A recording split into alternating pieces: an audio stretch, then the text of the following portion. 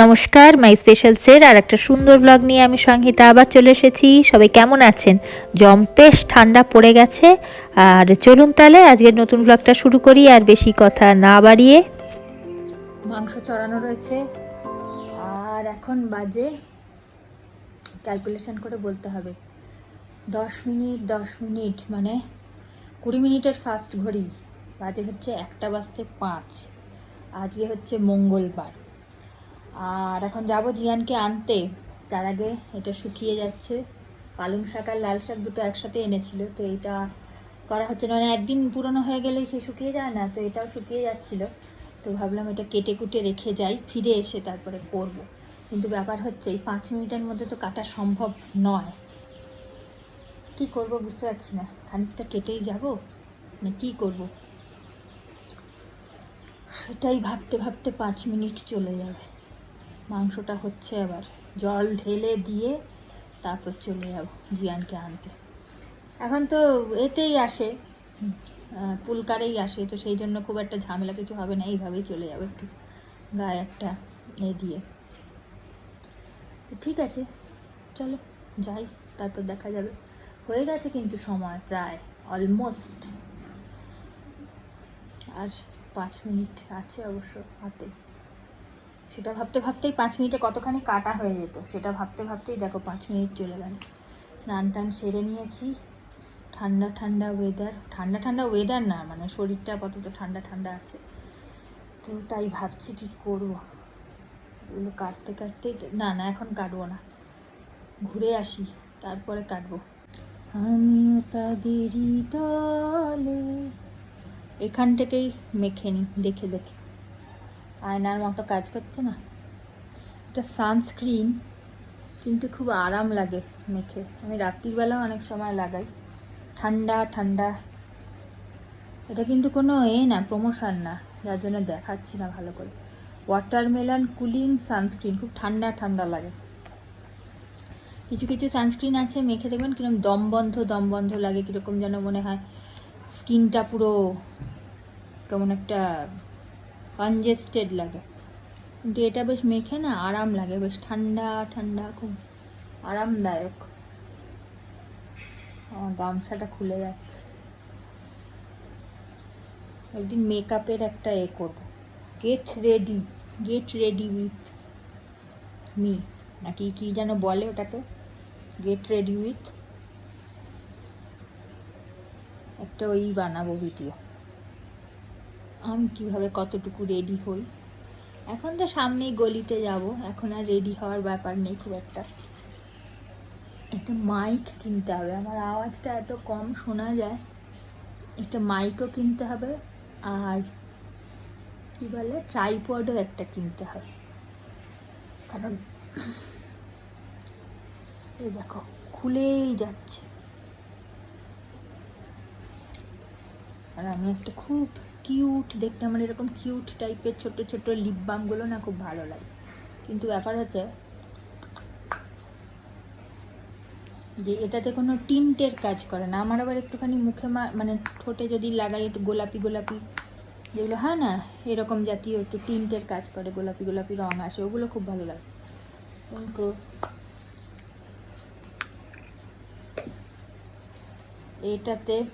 এটাতে ওরকম হয় না, এটাতে খালি ভেজলিনের মতন কাজ করে, সেই কারণে এটা যেখান থেকে, যে দোকানটা থেকে কিনেছি না, ওখানে অনেক রকমের পাওয়া যায়, টিন্ট আছে, মানে কি বলবো, মানে ভেজলিন কাম টিন্ট, যেটা গোলাপি গোলাপি, এটাতে হয় গোলাপি গোলাপি হালকা, বোধহয় হয় নাকি হয় না বোঝা যাচ্ছে না।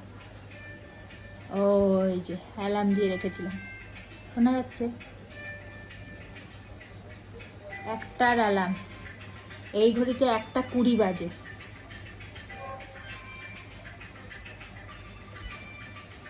একটার সময় আসবে না, একটু 1:10 আসে, 10:15 ওই সময়, গলি দিয়ে বেরোতেও তো টাইম লাগবে, সেই জন্য একটু হাতে সময় নিয়ে বেরোই।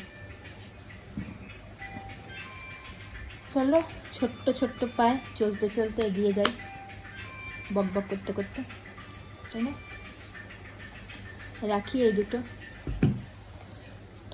চলুন বেরোই, তালা টালা দিতে হবে। এগোই, চুলটাকেও একটু আঁচড়াবো, পাগলের মতো চুলটা আঁচড়ে বেরোই।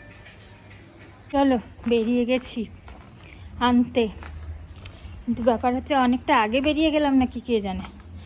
যতটুকু ভাবছিলাম কাজ এগিয়ে নিয়ে এই গ্যাসটা নেভালাম, যা গ্যাসটা নিভিয়ে বেরোলাম কি না খেয়াল পড়ছে না তো।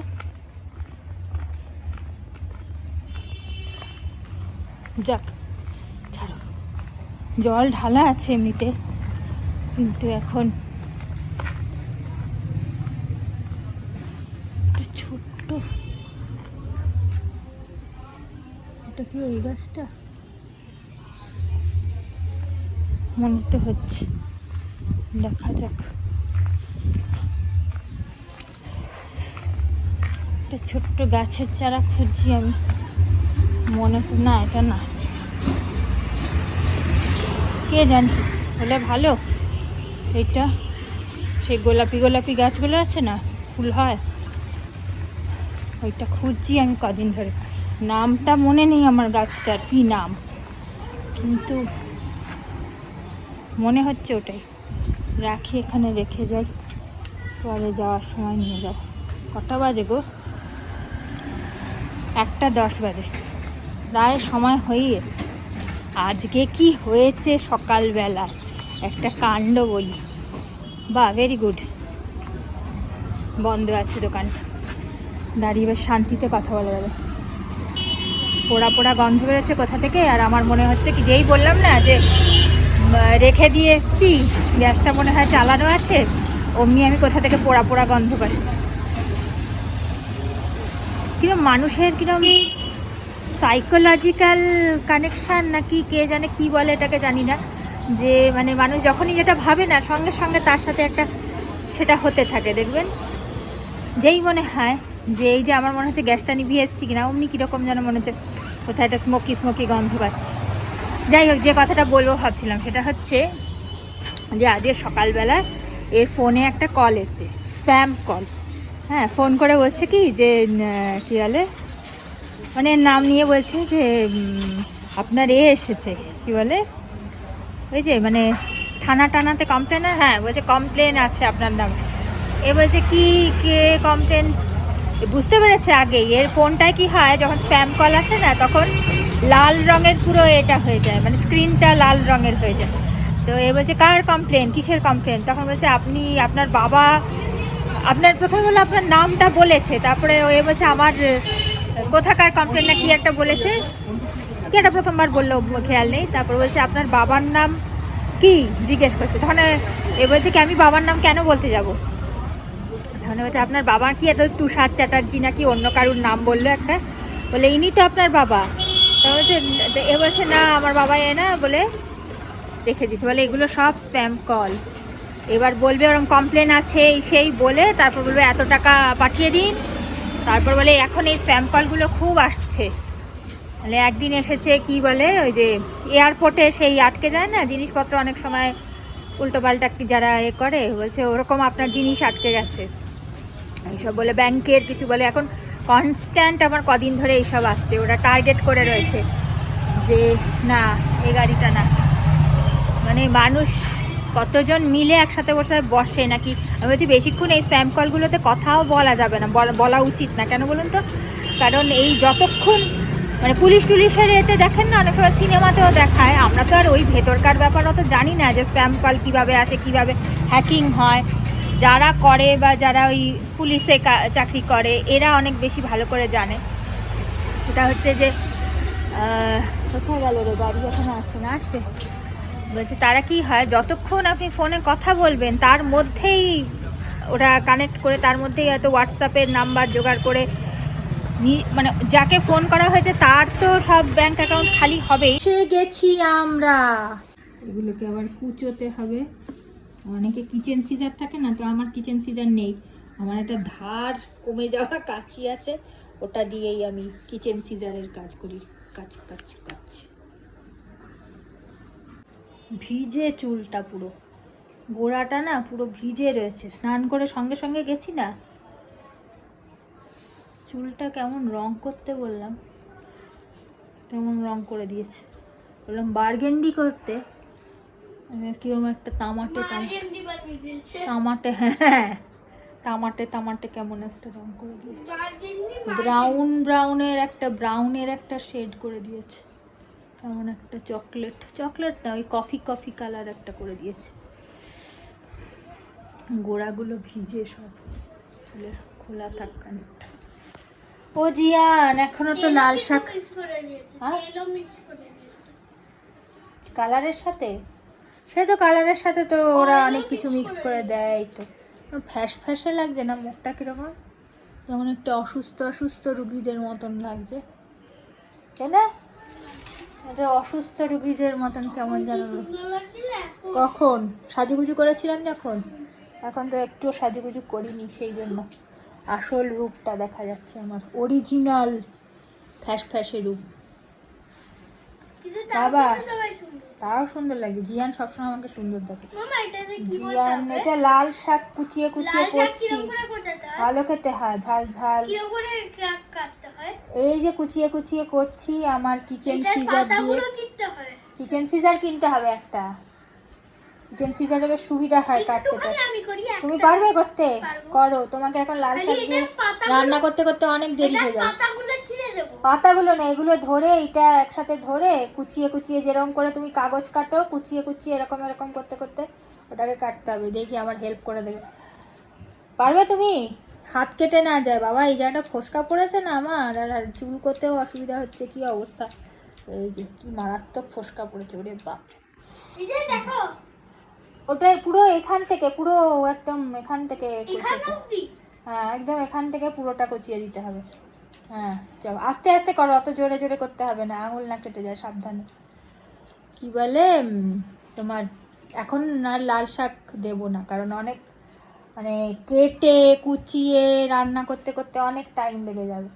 এইটা তুমি করতে লাগো, তোমাকে তো একটা কাজ দিলাম, ব্যস্ত হয়ে থাকার, ব্যস্ততার কাজ। আমি ছোট কাজ জিয়ানকে করতে দিই, এগুলো করো বসে। ফোন দেখার থেকে তো অনেক ভালো। আর করো, এখন খাওয়াবো না তোমাকে, লাল শাকটা বানাতে একটু টাইম লাগবে কেটে কুটে, ততক্ষণে মাংস দিয়ে তোমাকে খাইয়ে দিই। ঠিক আছে তো, মাংস দিয়ে ভাত খাইয়ে দিই, আর তারপরে যখন আমরা খাবো তখন তার থেকে 1 ডলা 2 ডলা তুমি খেয়ে নিও। অল্প করেই তো খাবো, একটুখানি খাবো শাক দিয়ে। হ্যাঁ সবটা পারবে তুমি করতে? না আমি করে নেবো। আচ্ছা একটা করে না, একসাথে 2-3টে একসাথে এমনি করে নাও, একসাথে এরকম করে নাও, নিয়ে কুচিয়ে করো। হ্যাঁ না, ওই কটা করে 2-3টে একসাথে নিয়ে কুচিয়ে করো। কালকে আমি জানিস তো, ওরে বাবারে, কুচিয়ে মানে একদম সমান সাইজ যেন হয় সব কটা, এরকম ছোট সমান যেমন হয়। আচ্ছা বাবাকে বলবো তুমি কেটেছো আজকে, দেখো আঙুল না কেটে ফেলো। কালকে ওপরে আঙ্কেল আন্টিদের ফ্ল্যাটে গেছিলাম বিকেলবেলা গল্প করতে। তো আমি গেছিলাম, আন্টি বসেছিলেন, তা আমি বলছি ঠিক আছে আমি চা বানিয়ে দিচ্ছি, মানে চা খাবো বলে, তা আমি বলছি চলো আমি করছি। লেগেছি চা বানাতে, দেখি একটু লিকার চা খাবে, তো লিকার চার মধ্যে একটুখানি আদা দিয়ে করলে ভালো লাগে না, তো আমি বলছি ঠিক আছে অল্প একটু আদা দিয়ে করছি। তো আঙ্কেল গেছিলো সঙ্গে আমার সাথে দোকান, মানে রান্নাঘরে।